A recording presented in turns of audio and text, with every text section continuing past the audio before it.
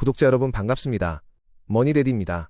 2026년 현재 글로벌 금융시장은 전례 없는 거대한 변화의 소용돌이 한가운데에 서 있습니다. 장기금리는 계속 오르는데 내 주식은 안전할까?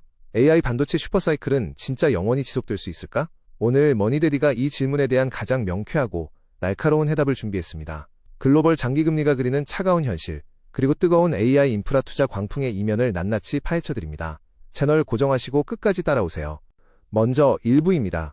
글로벌 채권 시장의 혈맥이자 모든 자산 가치의 할인율 역할을 하는 장기금리의 실체부터 짚고 넘어가야 합니다. 지금 시장이 가장 주목하는 키워드는 바로 higher for longer, 고금리 장기화가 단순한 경고가 아닌 현실로 완전히 굳어졌다는 점입니다.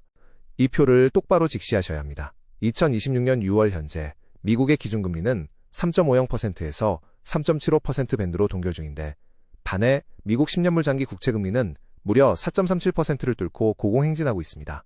통상 기준금리 인하 국면에 접어들면 장기금리가 내려갈 것이란 편견을 완전히 깨부순 현상이죠. 우리나라 역시 마찬가지입니다. 한은 기준금리가 2.50%인데 국고채 10년물은 무려 4.16%에서 4.18%까지 솟구쳐 2023년 말 이후 최고치를 갈아치웠습니다. 놀랍게도 한국의 올해 실질 GDP 성장률 전망치는 반도체 수출 급등 덕분에 3.2%까지 가파르게 상향 조정되었습니다. 이게 왜 채권 시장에 공포가 되었는지 바로 뒷 슬라이드에서 알려드립니다. 이러한 미국채 10년물 고공행진의 주범은 바로 신임 연준 의장 케빈 워시입니다. 워시 의장은 취임하자마자 중앙은행의 과도한 포워드 가이던스가 금융투기를 부추겼다며 소통 방식을 완전히 뜯어고쳤습니다. 이번 성명서 분량을 단 114단어로 줄였습니다. 기존의 3분의 1 수준입니다. 물가 잡을 테니 토 달지 마라 라는 강력한 메시지죠. 심지어 연준 의장 스스로 향후 금리 전망을 담은 점도표 작성을 거부하고 나섰습니다. 시장이 한 치 앞 가격을 예측할 수 없게 만들자 채권 거래자들은 리스크 프리미엄, 즉 기간 프리미엄을 대거 요구하며 장기금리를 영구적으로 밀어 올려버렸습니다. 그렇다면 한국 금리는 왜 이렇게 오르는 걸까요? 바로 한국형 베어 스티프닝 현상 때문입니다. 메모리 반도체 단가가 급등하면서 엄청난 수출 호황이 찾아왔고, 이것이 역설적이게도 국내 잠재 성장력 자체를 밀어 올렸습니다. 이에 따라 한국의 명목 중립금리 상단 자체가 기존 3.0%에서 3.25% 수준으로 완전히 상향 조정되었습니다. 메리츠증권을 비롯한 시장 전문가들은 한국은행이 연내 최종금리를 3.50%까지 끌어올릴 것이라 전망하고 있으며, 이 때문에 국고채 10년물 금리는 하반기 내내 4%대 밑으로 내려가기 어려운 강력한 지지선을 형성하게 되었습니다. 자, 이제 2부입니다. 반도체는 사상 최대 초호황이라는데 주가는 왜 이렇게 변동성이 극심할까요? 어플라이드 머티어리얼즈를 비롯한 전공정 장비사들이 30%가 넘는 괴물 성장을 보이는 이 뜨거운 슈퍼사이클 이면에 숨겨진 치명적인 균열을 말씀드리겠습니다. 최근 테크 섹터 조정의 주범이자 거시경제학자들이 경고하는 가장 무서운 개념, 바로 AI 캐시플로우 이혼, AI 캐시플로우 디보스입니다.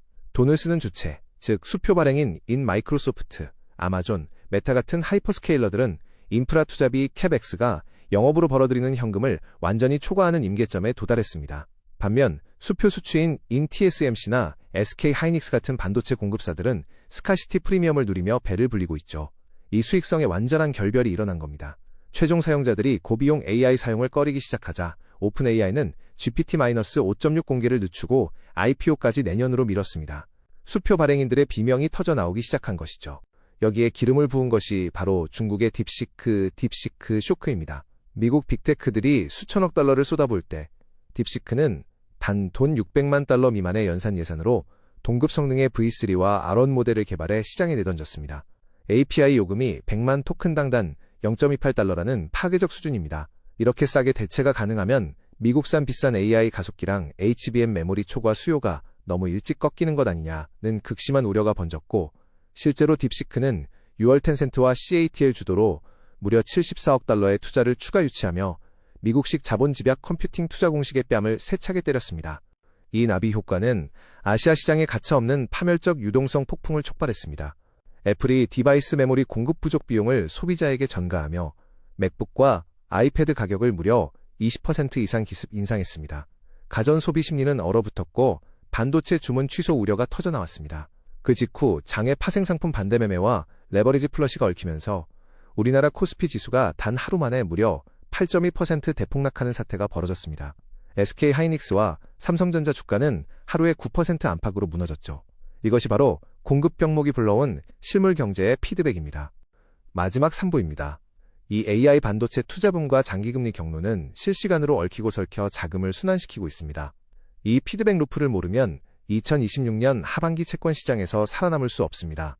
AI 인프라 투자는 무형의 자산이 아니라 전력망을 깔고 희소 원자재를 흡수하는 거대한 토목 엔지니어링 프로젝트입니다. 골드만삭스 보고서처럼 전력망 수요 폭증은 미국 소매 전력 요금을 폭등시켰고 HBM 가격 상승은 치플레이션으로 전이되었습니다.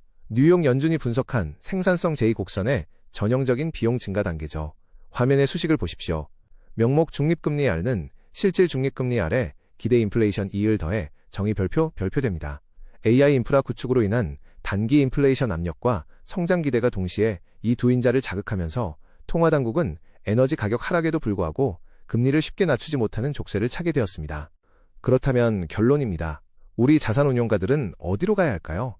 시나리오 A는 물리적 공급 병목이 고착화되어 미 국채의 10년물이 4.40%에서 4.70%의 초강세를 계속 띠는 것이고, 시나리오 B는 밸류에이션 균열로 안전선호가 부활해 10년물 금리가 3.80%에서 4.10%로 가라앉는 것입니다. 머니데디가 드리는 최종 시사점은 단순한 경기 침체에 베팅하여 장기채 몰빵 매수를 하는 우를 범하지 마시라는 겁니다. AI 전력 소모와 공급 단가 압력은 전 세계 금리 하단을 견고하게 지지하고 있습니다. 따라서 투자 포트폴리오는 급격한 자본 이득보다 장단기 스프레드 스티프닝 국면을 활용해 2에서 3년 내외의 단기 및 중기 고품질 회사채 및 국공채 캐리 트레이드, 스프레드 수치 거래에 비중을 높이는 것이 가장 합리적입니다. 오늘 머니데디가 준비한 깊이 있는 분석은 여기까지입니다. 금리와 AI 반도체의 뜨거운 대결 속에서 성공적인 포트폴리오를 구축하고 싶으시다면 채널 구독과 좋아요, 알림 설정 잊지 마세요. 지금까지 여러분의 자산 동반자 머니데디였습니다. 다음 영상에서 더 날카로운 분석으로 찾아뵙겠습니다. 감사합니다.